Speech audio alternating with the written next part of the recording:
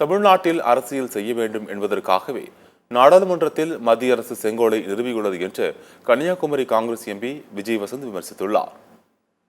Kanyakumari MP இரண்டாவது முறையாக பொறுப்பேற்றுள்ள விஜய் வசந்த் சென்னை தியாகராயரில் உள்ள பெருந்தலைவர் காமராஜர் இல்லத்தில் உள்ள அவரது திருவுருவ சிலைக்கு மாலை அணிவித்து மரியாதை செலுத்தினார்.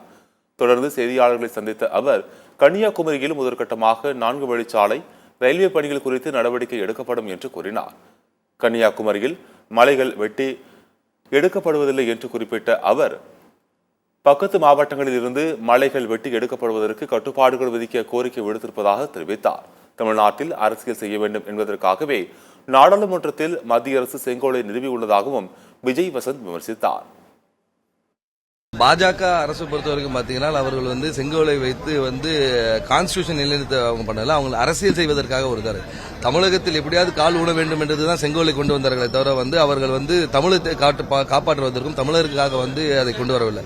அதனால ஒரு அரசியல் கண்ணோட்டத்தை அது செயல்படுறதுனால அதை கொண்டு வரக்கூடாது நம்ம சொல்றேன் தவிர இதை தமிழ் கலாச்சாரத்தையோ நம்ம இழிவுபடுத்தியோ அதை தவறாக சொல்வதோ இல்லவே இல்லை.